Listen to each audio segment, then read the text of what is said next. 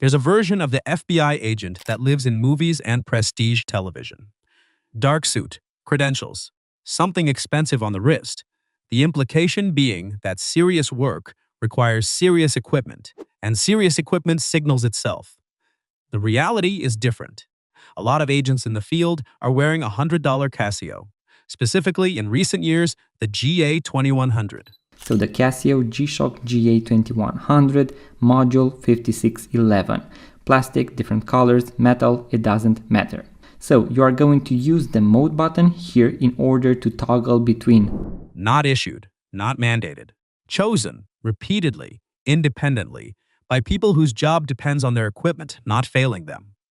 That's worth understanding, because it reveals something about how professionals actually select tools, not what they buy, but what they keep reaching for after the first year. Federal agents don't work in one environment. A financial crimes investigator spends her week in office towers, reading wire transfers, sitting in depositions that run 4 hours without a break. A violent crimes agent might spend Tuesday night on surveillance in a parking structure, watching a vehicle that may not move, and Thursday morning in a federal courthouse in a pressed suit. Someone on a joint task force moves between unmarked vehicles, police stations, interview rooms with industrial lighting, and occasionally somewhere much less controlled than any of that.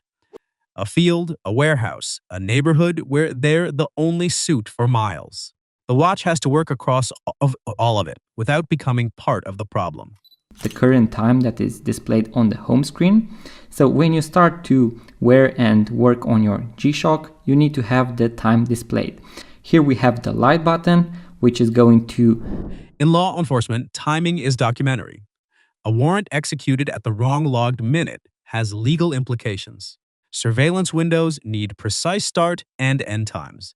Interview durations get transcribed and subpoenaed. The timestamp on an evidence log isn't approximate, it's the record.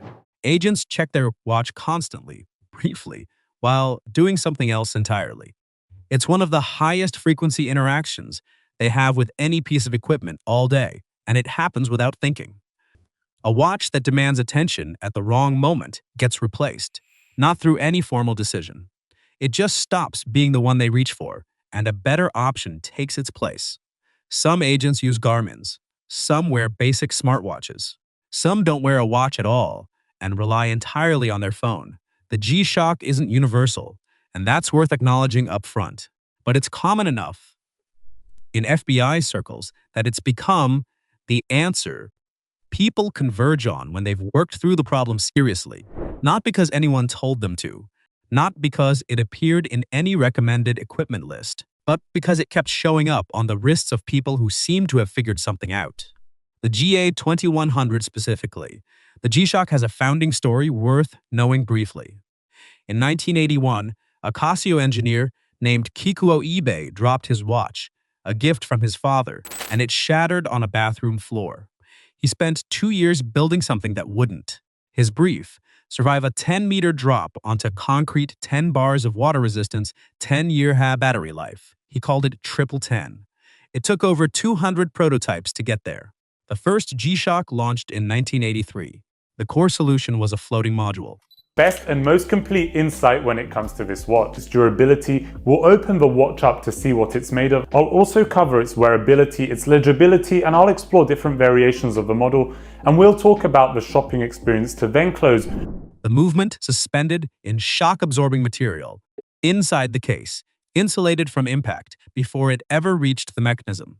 Resin case, nothing to crack, nothing to shatter from a hard knock against a door handle or a vehicle door frame. He wanted a watch that could be treated carelessly and keep running. 40 years later, that's still the brief. The context's changed. The requirement didn't. The GA-2100 is thinner than most G-Shocks, about 11 millimeters, so it fits under a dress shirt cuff without printing through the sleeve or creating visible bulk at the wrist. The same person is in a deposition at 10 in the morning and a vehicle on surveillance by midnight.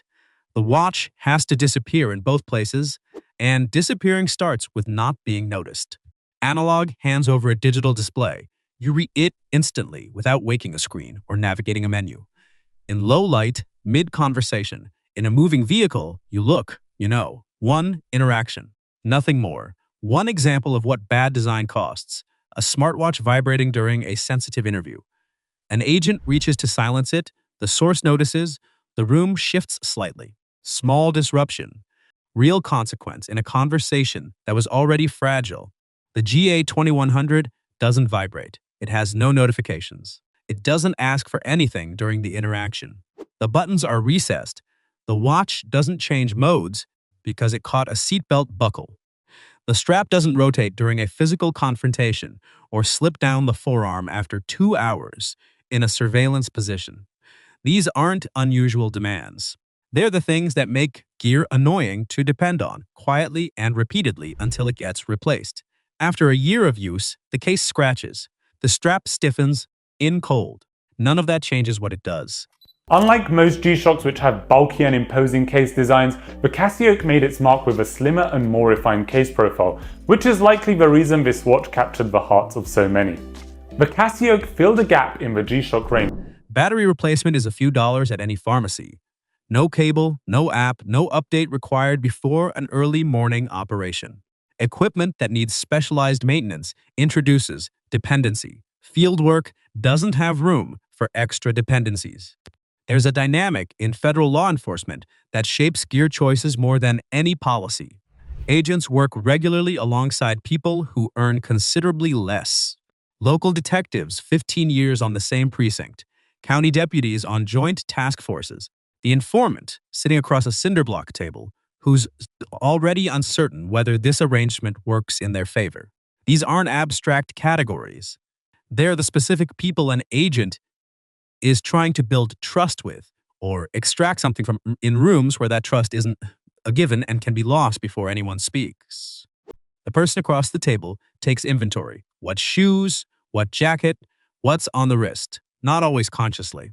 But experienced agents know it happens because they've felt the room change when it went wrong. A several $1,000 watch signals distance. It costs the agent something before they've said a word. A gap they then have to close, using time and credibility that could have gone elsewhere. The G-Shock reads as nothing, which, in that room, is the right read.